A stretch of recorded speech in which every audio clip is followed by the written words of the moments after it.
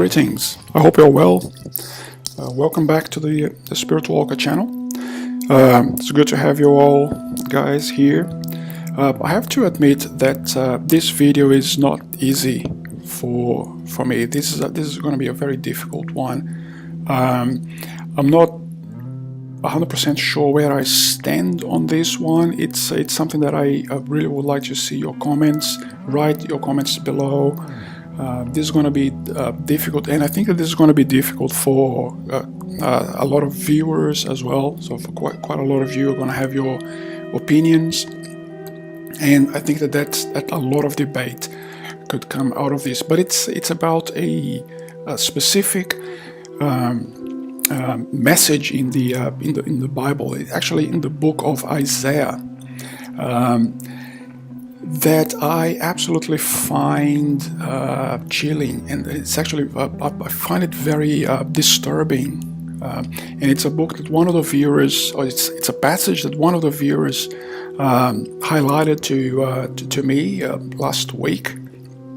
And thank you, thank you so very much for what you did. You know who you are. I'm not going to say your name for privacy issues, so thank you very much. But it's a passage that has absolutely groundbreaking implications for the way that we see ourselves, the way that we see divinity, God, and the universe.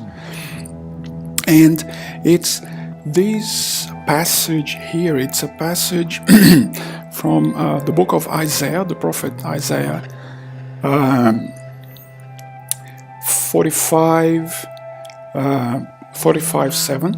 It's, I form the light and the darkness. I make peace and create evil. I, the Lord, do all of these things. This is absolutely, to me, this was very disturbing. I don't know about you, but to me this was really very disturbing, because it actually suggests, at first reading, it suggests that God is, it makes peace and creates evil. So there is a part of God that is evil. At first reading, that's what the passage seems to be telling us. God is both light and darkness, peace and evil. This is really very chilling to me, because it actually contrasts with the image of the all-loving God that we have from pretty much all other parts of the Bible. And I really don't know how to get my head around this. And this video is going to be about this discussion, and we are going to see that the whole thing leads down to, in combination with the Mandela Effect, it leads down to what's happening, which is redemption or ascension, however you want to call it, which is the redemption of mankind, is the ascension of mankind into a humanity of fourth density positive vibration. So this passage was, I spent quite a lot of time on this. First, the first thing is that according to some Bible scholars, I'm not a Bible scholar, but according to some Bible scholars, the word evil, as translated from Hebrew, because the book of Isaiah was originally written in Hebrew, the word evil can also mean adversity, affliction, calamity, distress, misery. But that doesn't really improve the situation very much, because the passage suggests then that God visits calamity on humanity. So God is responsible for the disasters and suffering and wars and all of that stuff. And this is why this passage is so disturbing. Of course, the passage could just be plain wrong. We know that the Bible has been translated by several different languages by several different people, and maybe the passage doesn't really today doesn't really read as it originally was supposed to be understood. That's a possibility. But if that passage is correct, it has enormous implications to what we do, and to who we are, and to who we think that God is. The only way that I could go or get my head around this passage was with the concept of non-duality, which is something that we are going to understand later. But if God is evil, if God visits us with evil things, or if somehow God allows evil to be present in our world, in our universe, why would that be the case? Why would God allow this to be the case? What's the function of evil? I had a discussion about this on my other slides, but we can revisit this issue here with a quote from the Law of One. The purpose of incarnative experience is the evolution of mind, body, and spirit. With catalyst, which means suffering, the desire to evolve and the faith in the process do not manifest. Or without catalyst, suffering, the desire to evolve and the faith in the process do not manifest. And thus evolution occurs not.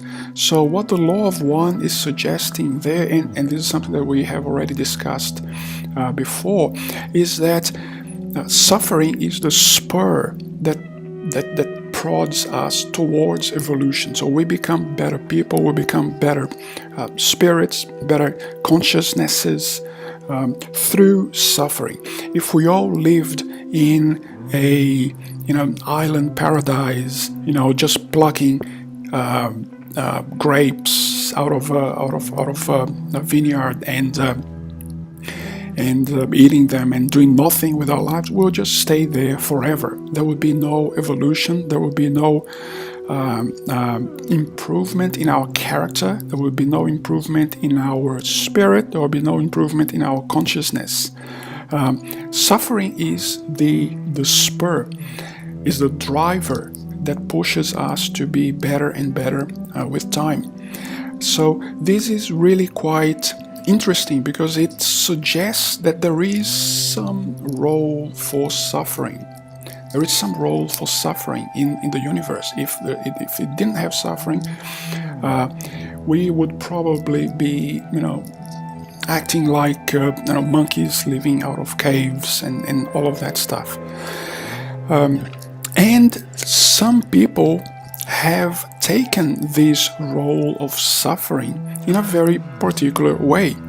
We have these negative people, like from left to right in a clockwise sense. There you have Shabbatai Tzvi, the guy that in 1666 he declared himself to be the Messiah of the Jews, and he was a satanic. He's the one that started all of these satanic devil worship with child sacrifice and orgies and all of that stuff in Turkey. So he's the one that comments that. Then we have Jakob Frank in Bavaria that he continued the work of Shabbatai Tzvi. Then you have this guy there, this Nathaniel Rothschild, which is one of the more recent incarnations of the manifestations of the Illuminati power, the negative power. We have Rasputin, and we have Meyer Amschel Rothschild, which is one of the people that, together with Adam Weishaupt in the left and Jakob Frank, he actually started the idea of the Illuminati. Why am I using all of these people? Because these people, they have used the excuse that they are not doing ungodly things.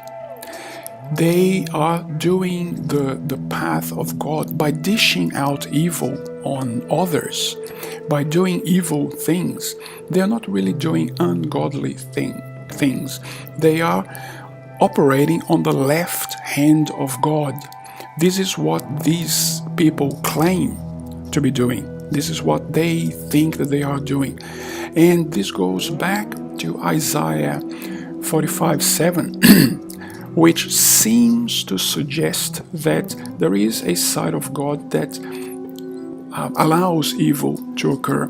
So all of these people that dished out so much pain and are continuing even today to dish out pain and suffering on humanity, all of these people, they use the excuse, the Luciferians, they use the excuse that they are just doing a type of godly work. It just happens to be a very weird type of godly work, because they're doing the walking on the left hand of God, which is really very strange. So this is what they claim to be doing. However, and this is a very big however, there is a catch. And what's the catch? The catch is that natural law still applies, action and reaction, or karma. So whatever you dish out to others will come back to you.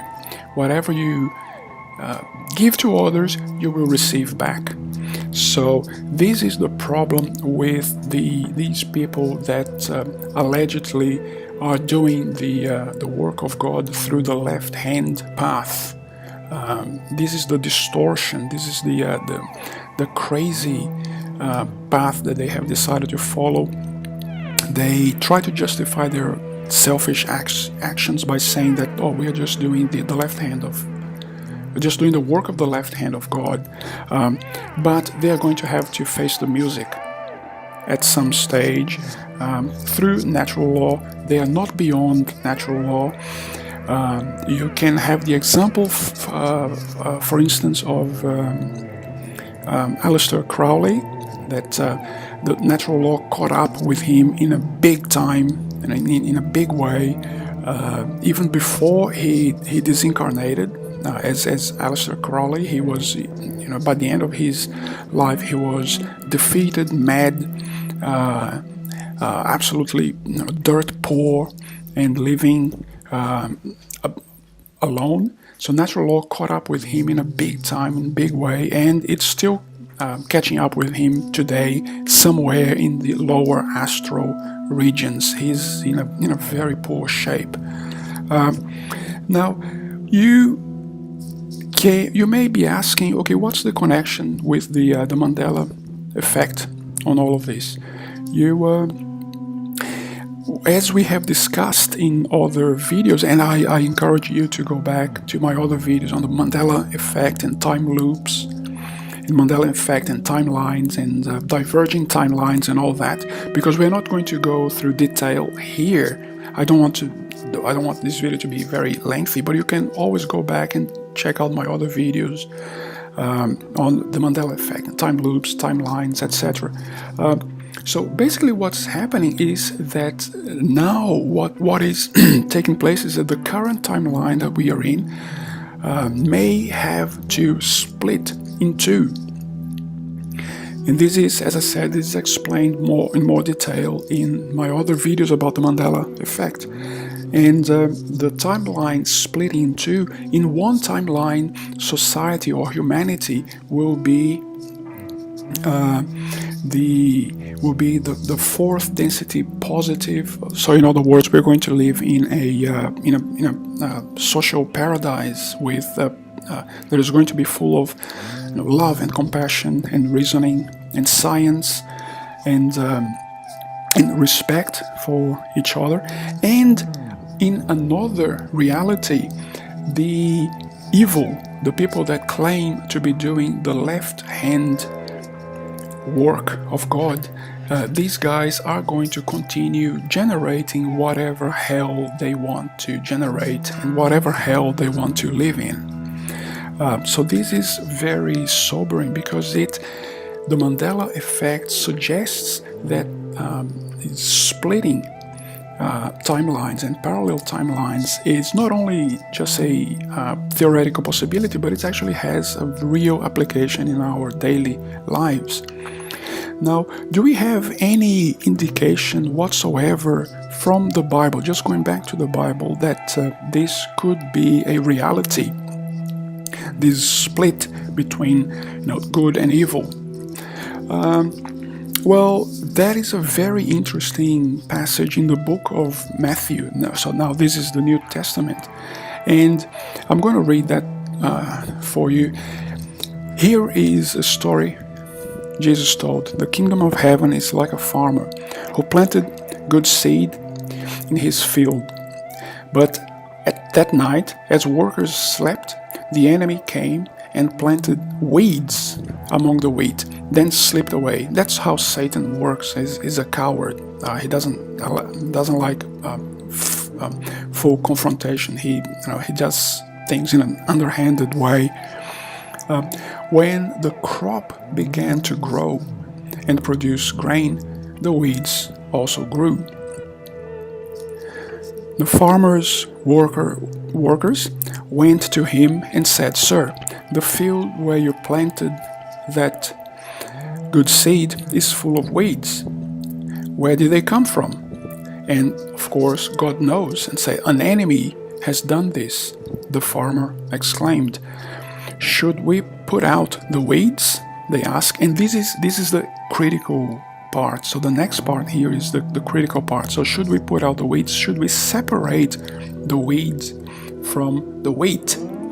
And this is the answer that God gives. No. He replied, "You will uproot the wheat if you do." So if you remove the weeds, you're going to kill the wheat as well, or you're going to damage the wheat as well. Let both grow together until the harvest. Then I will tell the harvesters to sort out the weeds, tie them into bundles, and burn them. This is very critical. Sort out the weeds, tie them into bundles, and burn them. And to put the wheat in the barn. So the people that are doing the so-called left-hand work of God, this is what they are facing. This is what they're going to be facing now in this moment of separation. Now this is the moment where the weeds are going to be separated from the wheat. The so-called left-hand workers of God, the people that have chosen service to self and selfishness and control over others, they will be arrested, they will be tied into bundles, and they will be burned. So this is a reference to the very horrible place in the astral fields where they're going to have to go in order to face natural law. And on the other hand, the wheat will be taken to the barn. So the wheat will be preserved. And this is the fourth density positive ascension that Earth is about to undergo here.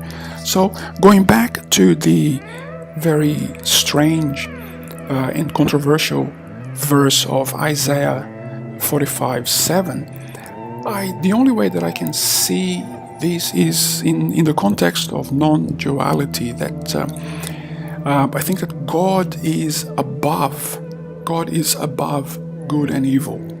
God is the infinite creator, and as such, God has created the concepts of good and evil. So he can only be the creator of the concepts of good and evil if he is above the concepts of good and evil. That is how I interpret that context, and that is the the context of non-duality, that is something that is it's a little bit difficult to get your head around. But if you consider the way things are progressing, it actually has an application, a direct application on what we are living today and the world that we want to have in the very near future. So I would like to thank you very much for your attention, and please like, share, and subscribe, and see you next time.